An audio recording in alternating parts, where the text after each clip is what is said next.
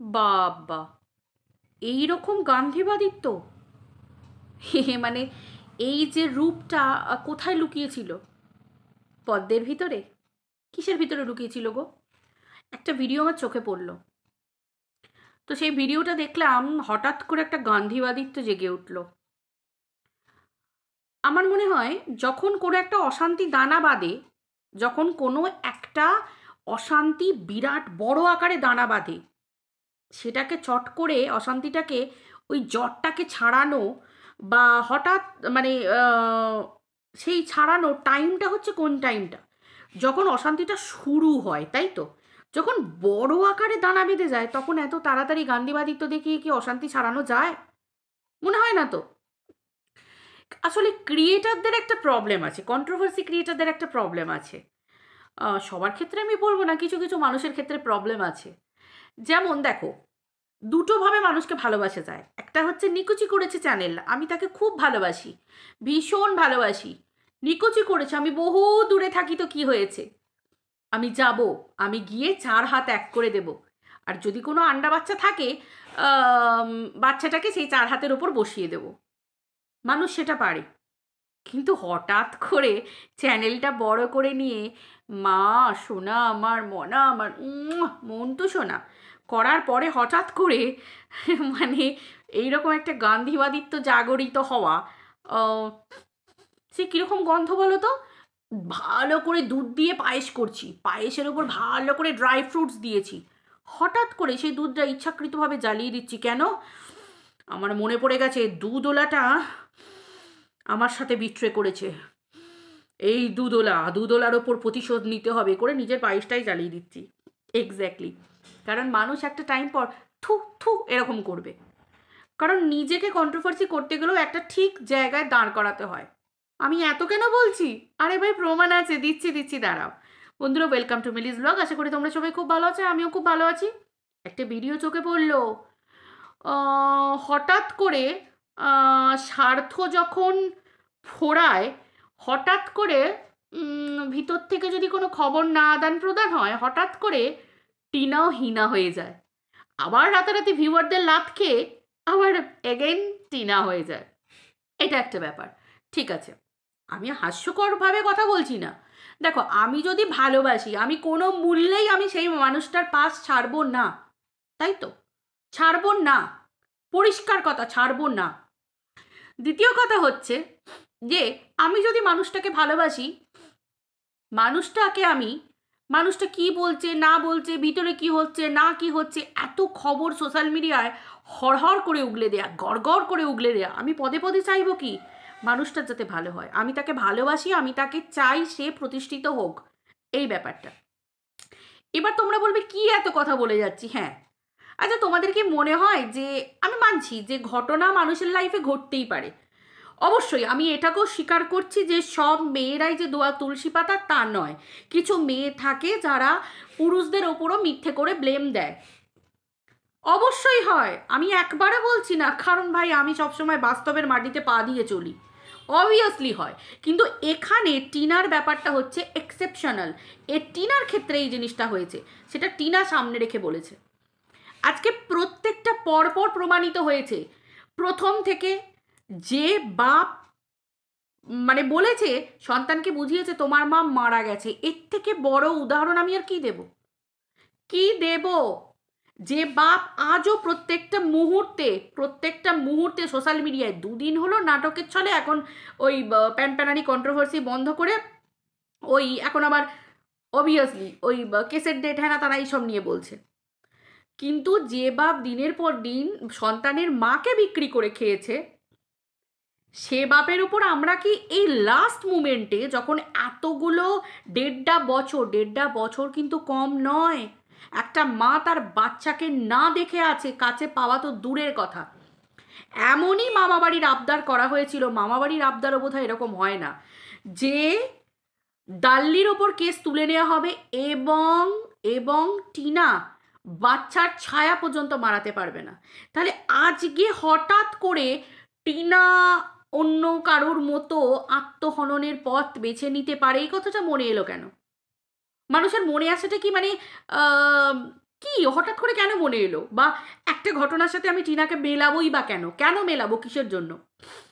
একটা মেয়ের যে সময়টা এই কাজটা করার, মানে হ্যাঁ, টিনা একটা সময় হয়তো বেছে নিত এই পথটা, কিন্তু বেছে তো নেয়নি। সেই পিরিয়ডটা তো ক্রস করে গেছে, চলে গেছে। ফুটি কড়ি ছিল না টিনার কাছে, একটা টাকা ছিল না টিনার কাছে, টিনা কোথায় থাকবে জায়গা পর্যন্ত ছিল না। আজকে একটা বড় অশান্তি হবার আগে যে সময় তার হাজব্যান্ড তাকে ফেলা থুতু করে গোটা দুনিয়ার কাছে জামা কাপড় খুলে, বোধহয় ব্লাউজও পরা ছিল না, গোটাটা সোশ্যাল মিডিয়ায় বিক্রি করে দিয়েছিল। আলু পটলের দামও বাড়ে, কিন্তু টিনার দাম কোন জায়গায় মিশিয়ে দিয়েছিল তার নিজের স্বামী এবং পুরো দলবদ্ধ মহিলাদেরকে নিয়ে সোশ্যাল মিডিয়ায় বসে। একটা মেয়ে যদি তার মান সম্মান থাকে, আজকের দিনে দাঁড়িয়ে আমি যদি শিক্ষিতা হই, আমি যদি হাউসওয়াইফ, মানে আমি যদি ওয়ার্কিং ওমেন যদি নাও হই, তাও আমি কখনো চাইবো, আমি একজন হাউসওয়াইফ, আমি চাইবো যে আমার আত্মসম্মান বিসর্জন দিয়ে, সেলফ রেসপেক্ট খায় না মাকে জানা আছে, আত্মসম্মান বিসর্জন দিয়ে আমি শুধুমাত্র একজনের বাড়িতে দুটো খাবো, দুটো থাকবো, দুটো পরবো বলে পড়ে থাকবো? না। আমি মানতাম যে টিনা নিজে থেকে টিনার বা ঘরের ঘটনাকে সোশ্যাল মিডিয়ায় তুলেছে, তাহলে টিনাকে নিয়ে আমি কথা বলতাম যে বিক্রি করে খাচ্ছে, কিন্তু তার স্বামী তাকে সোশ্যাল মিডিয়ায় রাতারাতি বিক্রি করেছে। একটা পুরুষ একবার করে, ভুল করে, দিনের পর দিন সেটাকে সোর্স অফ ইনকাম করে নিয়েছে। সেই জায়গায় সেই পুরুষের কাছে কোনো মেয়ে ফিরে যেতে পারে? কোনো মেয়ে ফিরে যেতে পারে? কোনো মেয়ে ফিরে যেতে পারে? ফিরে যেতে পারে না। এমনকি সন্তান, একটা আমাদের ভারতীয় আইন আছে, টিনা তো কন্ট্রোভার্সিও করে না, টিনা তো কন্ট্রোভার্সিও করে না, টিনার আইনের ওপর আস্থা আছে। আমরা ভারতীয় নাগরিক, ভারতীয় আইনের ওপর আমাদের আস্থা থাকাটা স্বাভাবিক। আজকে যদি কোনো কিছু আমাকে কেউ থ্রেট দেয়, কেউ যদি কিছু করে, আমি কি তাকে থ্রেট দিতে যাবো উল্টে? সেটাও তো একটা ওয়ান টাইপ অফ ক্রাইম। আমার কি আছে? আমার পার্শ্ববর্তী থানা, পুলিশ, এগুলোর কাছে আমি গিয়ে কমপ্লেন করব, তার নামে দরকার হলে আমি এফআইআর করবো। তো সেই রকম ধরনের টিনা ভারতীয় আইনের ওপর বিশ্বাস রেখেছে, আস্থা রেখেছে। টিনা বলছে যে আমি সবুর করতে রাজি আছি, আমি 1.5 বছর আমি ছেলেকে না দেখে আছি, আমি সবুর করতে রাজি আছি। তাহলে সেই জায়গায় হঠাৎ করে গান্ধীবাদিত্ব, কেশ বন্ধ, এই আত্মহনন, এই সেই গন্ধটা কিন্তু অন্যরকম লাগছে। হঠাৎ করে একটা কমেন্টও দেখলাম যে বেচু বেচে খাওয়ার একটা কমেন্ট দেখলাম, সেখানে লাভজাইন দেখলাম। সিরিয়াসলি? লাভজাইন? বেচু বেচে তো সেও খাচ্ছে, বেচু বেচে তো সেও খাচ্ছে। কন্ট্রোভার্সি ক্রিয়েটারদের কাউকে না কাউকে বেচে খেতে হয়। শুধু বেচু কেন, আমি তো আবার নিজেও স্বীকার করি আমি টিনাকে বেচেও খাচ্ছি। ভাই আমি টিনার পরে থেকে ভিডিও করলেও আমি তো টিনাকে বেচেও খাচ্ছি। So what? তাতে কি হয়েছে? মেন কথা হচ্ছে নিজের অস্তিত্বটা আগে বজায় রাখতে হয়, যে আমি কোন দিকে যাব, টালমাটাল হয়ে যাচ্ছি। এখানে তো নিজেই নিজেকে উপহাসের পাত্র করে দেওয়া হচ্ছে, তাই না? ভাই পরিষ্কার কথা, এরকম শুভাকাঙ্ক্ষী থাকার থেকে আমার মনে হয় 10-20খানা শত্রু যদি আশেপাশে থাকে, ভাই খেলা জমে কি রয়ে যায়। আমার বন্ধুত্বের দরকার পড়ে না। পরিষ্কার কথা, প্রত্যেকটা মুহূর্তে আমরা দেখেছি হঠাৎ করে হিনা ভিউয়ারদের ঝাড়কে রাতারাতি টিনা, তারপর মা, তারপর দলভঙ্গ, ছত্রভঙ্গ, ভিতরের খবর নেই, কন্টেন্ট নেই, ভিউজ পড়ে গেছে। মেন লক্ষ্য হচ্ছে চ্যানেল। ভাই কী দরকার? আমার যদি 100টা ভিউজ হয়, সো হোয়াট? আমাকে ভিতরের খবর এনে উগড়ে দিতে হবে, ওয়াক করে বমি করে দিতে হবে? আমার ভিতরের খবর ভিতরে চাপা থাক না, আমিও ভিতরের খবর অনেক কিছু জানি। তো আমি কি করব? আমি টিনার শুভাকাঙ্ক্ষী? আমি আমার নিজের চ্যানেলের স্বার্থে আমি টিনাকে টিনা 1 টাকা কিলো, টিনা 2 টাকা কিলো, টিনা 20 টাকা কিলো, এরকম করে আমি টিনাকে বিক্রি করব? হুম? এটা টিনার শুভাকাঙ্ক্ষী? এটা টিনার শুভাকাঙ্ক্ষী?